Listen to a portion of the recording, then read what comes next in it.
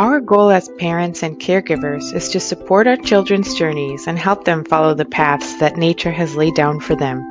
If nothing else, we should make sure we at least do no harm, making sure not to hinder their paths with unnecessary obstacles which can cause delays or problems later in life. Here are the 7 biggest obstacles to healthy development of babies and young children, according to Dr. Maria Montessori. Too much help. If the adult, instead of helping the child do things for himself, substitutes himself for the child, then that adult becomes the blindest and most powerful obstacle to the development of the child's psychic life. Helping others is an important part of life, but make sure not to provide help that hinders more than it helps. Because children are born helpless, children rely on adults for many things, including food, warmth, and comfort. As caregivers, it is important that we provide these things, but also find ways to help them break free from their dependency on others. We should find ways to help them help themselves. This is one of the key tenets of the Montessori philosophy. An educational method that shall have liberty as its basis must intervene to help the child conquer these various obstacles. In other words, his training must help him diminish in a rational manner the social bonds which limit his activity. Disrespect, harshness, and violence. Children are human beings to whom respect is due, superior to us by reason of their innocence and of the greater possibilities of their future.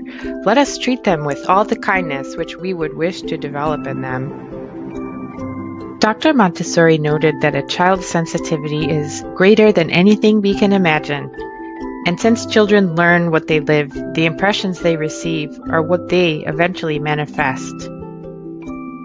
The impressions we leave in the child's mind tend to become permanently registered in it, not unlike the marks on a photographic plate, which appear in every subsequent print, according to Montessori.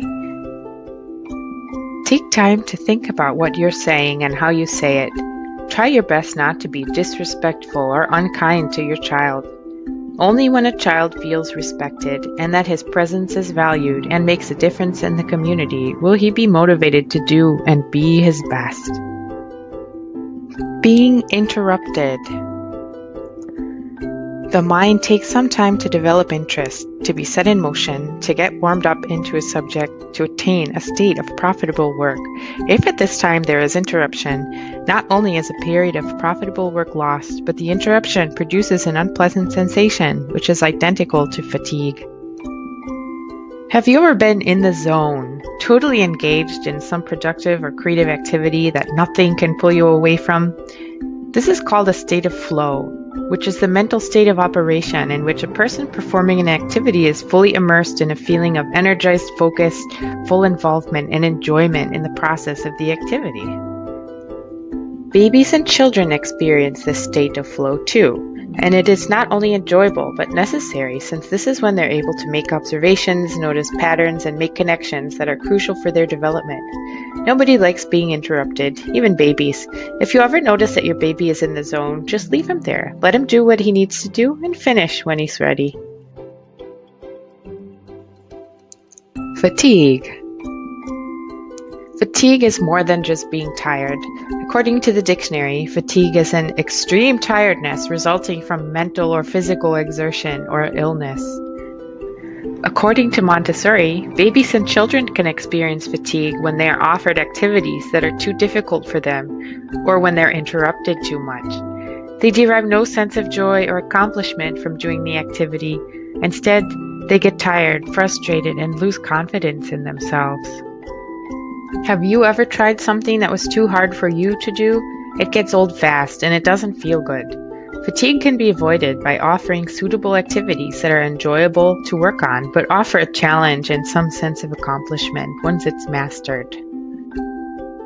Obstacles to free movement. New parents are often made to feel like they need the latest baby bouncers, swings, walkers, and other devices.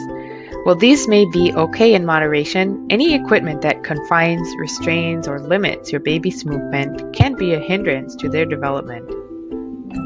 Chairs that prop baby up, walkers that encourage them to walk before they're ready, and similar devices enable them to achieve certain positions without their own efforts.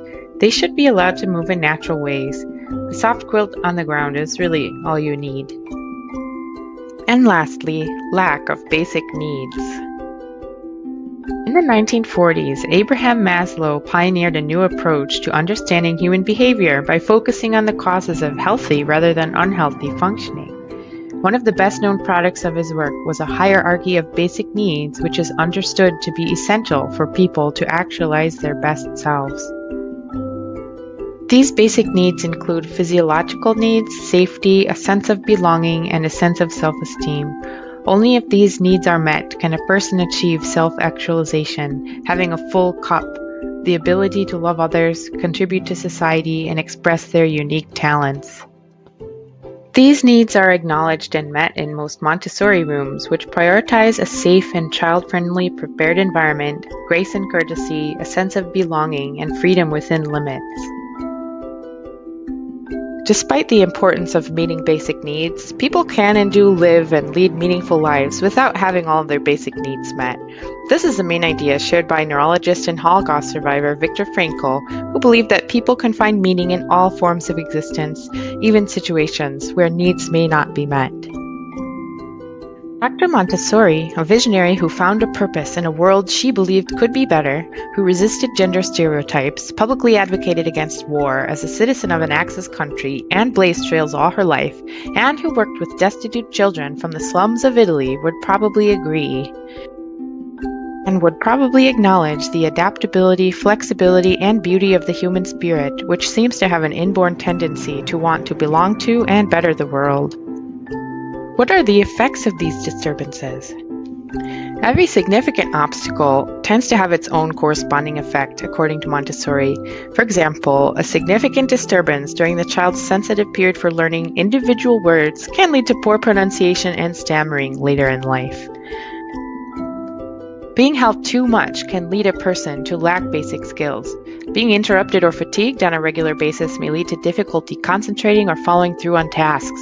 Feeling disrespected can lead to problems with behavior and self-esteem. Not meeting basic needs can result in stunted physical and mental growth or limited functioning.